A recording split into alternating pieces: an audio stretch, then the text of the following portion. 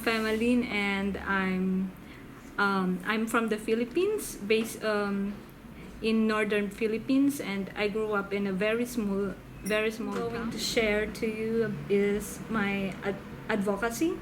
So my advocacy was developed based on my personal experience and on my family's experience with regards to education and how they achieve, and their experience on achieving education. So I believe it is my life's journey. My advocacy was created based on my life's journey and my parents. Both of my parents are first generation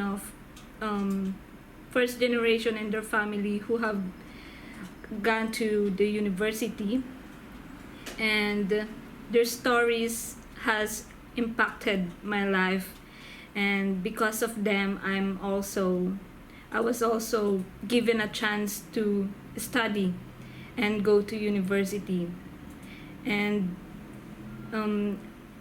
having these opportunities and having their experiences on the other side of the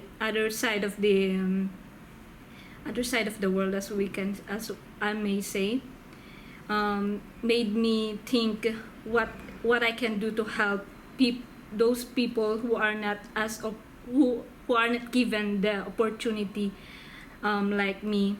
And that's basic. My advocacy is that my vision is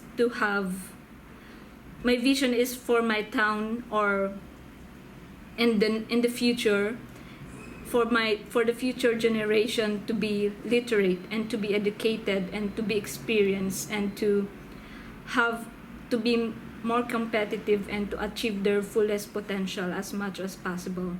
Okay. So let me tell you more about the reason behind my advocacy.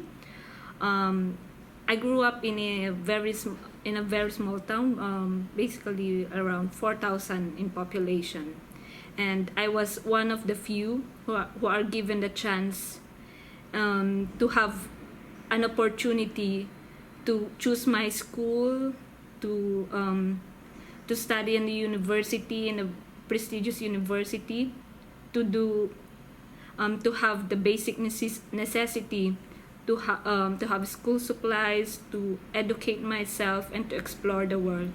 And having grown up in a small community and having these opportunities, I can also see people who are not like me, who are not given a chance, but are not given a chance, but if given a chance, can be more productive and can do something and can prove something on themselves, on their family, and can give something into the community. And our town is considered as one of the poorest town in our region 1 in the Philippines, and school sometimes is not given an importance, especially children, because they have to work, they have to do farming. And when I was a child, I didn't really understand that, like how come people have to go farming at this age, and how come that I was given the opportunity to study, and yet this friend of mine has no books, or has no pen, has no paper, and they have to recycle everything from the scratch. And it is also my passion, because my parents, especially my mother, experienced those experiences that friend of mine experienced, and that was like 30 years ago or 40 years ago, but it's still happening. So as much as possible, I want to stop the cycle. I want to stop the cycle of children or youth being thrown into the farming and not giving opportunity to study not giving the opportunity to study like the opportunity that is given to me. Having these experiences, these experiences, I have this question: what can I do to help them, and how can I do it? And and I was struck with this project of the UNICEF, with the UNICEF Global Parent. Like, it is an approach wherein one person sponsors a child in the other part of the world, and I want to adopt that concept. But first, I want to adopt that concept in the sense that I want people like me in our area, who have been given the opportunity to be educated and to have graduated and to have a work, or who have the vision same as me, to sponsor one child, or sponsor at least some children in their education.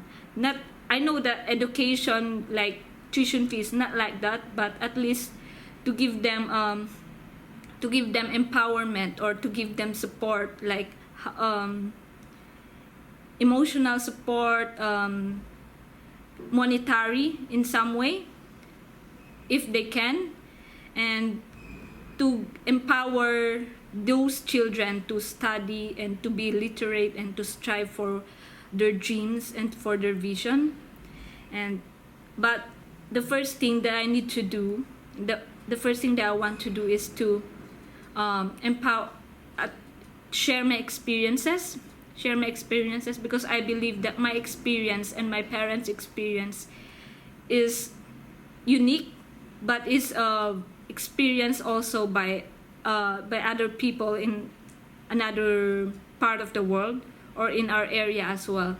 And if these experiences, if this is very collective, it is collective. And if these experiences, experiences are help to empower them. So since this is my personal advocacy, the first thing that I did is to share it to my friends and to my family. And I was so shocked, because my friend, who is my close friend, said to me that there was a perfect idea, and she's also thinking of doing that. And so we're doing our advocacy in three steps. And the first one is to network and to gather support from professionals, and those who have the same experiences, life experiences, who knows the struggles, and who understands the struggle, and who have the means to help us. The second one is that we are trying to connect with people, networking as well, to collect books, or to collect books or equipments, basic necessities that would help these children in their education, in achieving their education. Sleepers can also help, like, because sleepers, for example, I will take that as example. One sleeper, it may be invaluable to us, but for them who walk kilometers away from going to school, it's very, very valuable. And for example, as well, with the bags, we throw our bags. We buy bags like every month, every year, but for them who has no bags, that is very important. I want to invite other people who has the means to help us, who has the means to share their vision with us, to help us and to connect with us, because one step, it may be a very small step, but it will help one person, and it will help one family, and that one family, that person or that child will be grateful to you forever.